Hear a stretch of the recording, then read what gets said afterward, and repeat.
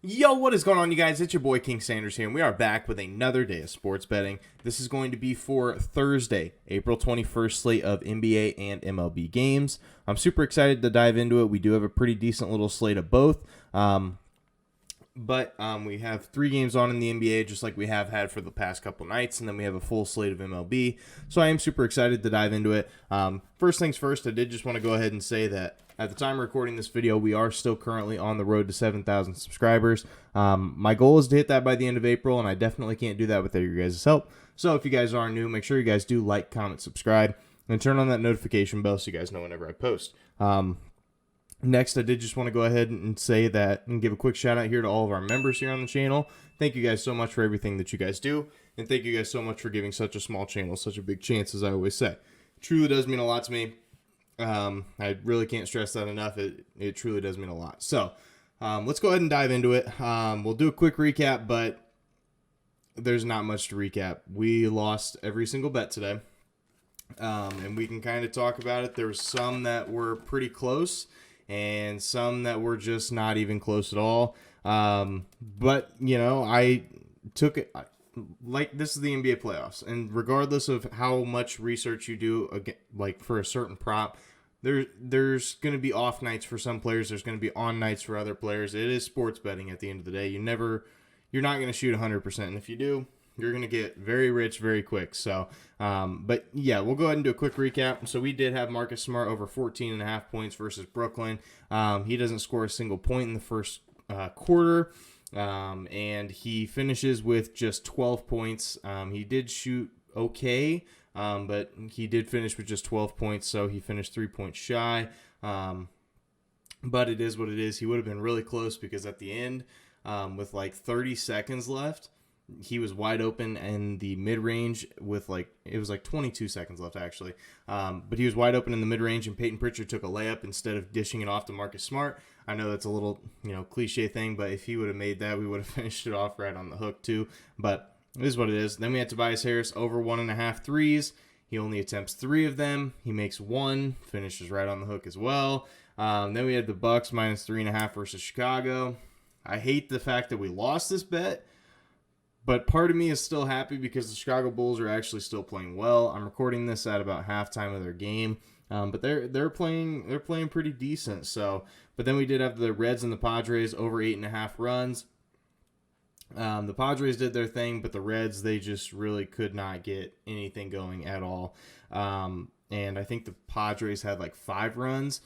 So if the Reds had plenty of opportunities. They got a decent amount of players on base, but they just couldn't bring any of them home. But the Padres, they definitely did their part. And then we had the Pirates plus 1.5 versus the Brewers. This one was a pretty tough beat again as well. I know that the box score was 4-2, or like the final score, whatever.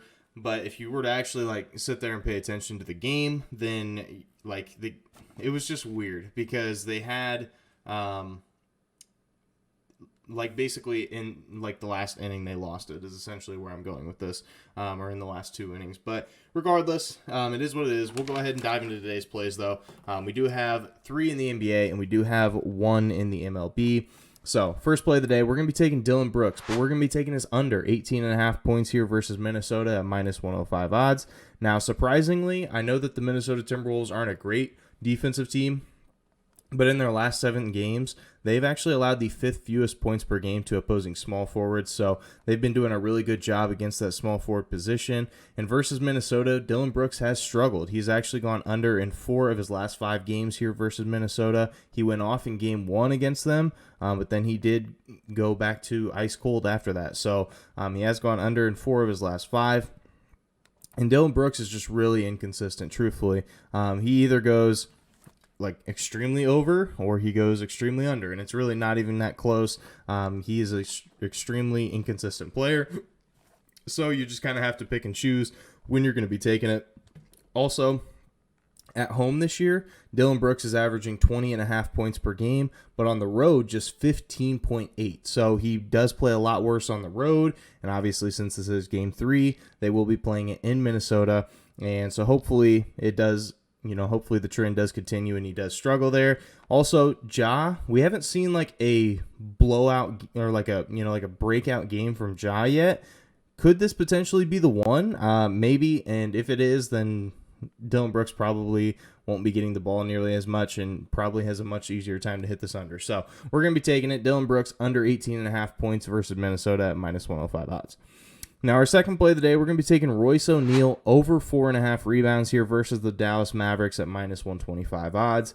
Now, in the last 7 games, the Dallas Mavericks have actually allowed the 10th most rebounds per game to opposing power forwards, and in their last 2 games, or in Royce O'Neal's last 2 games, he has had 9 and 6 rebounds here versus the Minnesota Timberwolves. Or versus the Dallas Mavericks, excuse me. So they have done a really good job, or he has done a really good job of rebounding the basketball, and he's actually hit his exact over in 6 straight playoff games, which was the thing that really just kind of threw me in. And I was like, okay, yeah, I'm going to be taking this because he's hit his over, or this exact over in rebounds in 6 straight playoff games. He's been an absolute menace with it, so hopefully he does keep that up. And in the last 2 games, he has saw an average of 35 minutes, which is much higher than what it was in the regular season, so he's getting a lot more minutes. So hopefully it does end up working out for us. So that's going to be our play. Royce O'Neal over 4.5 rebounds versus the Dallas Mavericks at -125 odds. Now, our third and final NBA play of the day, we are going to be taking the Denver Nuggets +1 versus the Golden State Warriors in the first quarter at -110 odds. Now, the reason that we are going to be taking this is simply for the fact that Denver has done a really good job in the first quarter versus the Golden State Warriors. Denver has either won or covered in the first quarter in 5 of their last 6 matchups. So that's a pretty high percentage there. And Denver is also a really good cover team in the first quarter. They are 40, 35, and 2 against the spread in the first quarter, which is the 10th best in the entire NBA. And the Golden State Warriors, they are 34, 42, and 1 against the spread in the first quarter, which is the 7th worst in the NBA.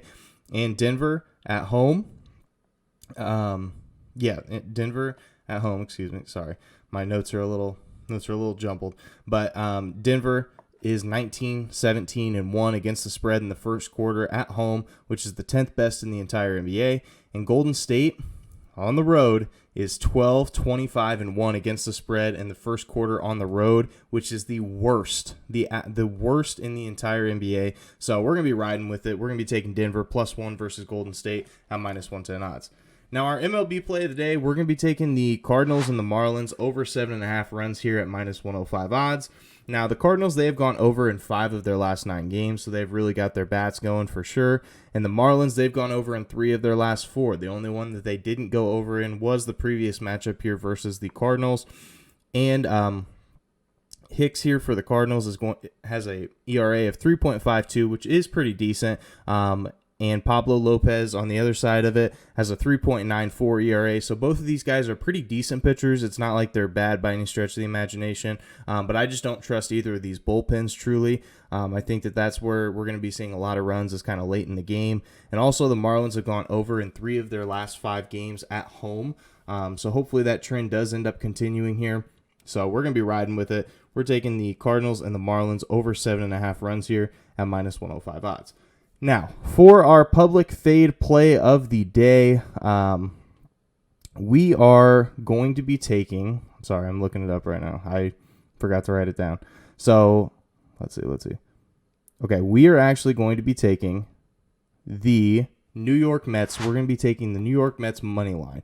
At the time of recording this video, there are 403 bets here on this game, and there is a total of 65% of them on the Giants. So we're going to be taking the Mets money line, and hopefully that does end up working out for us.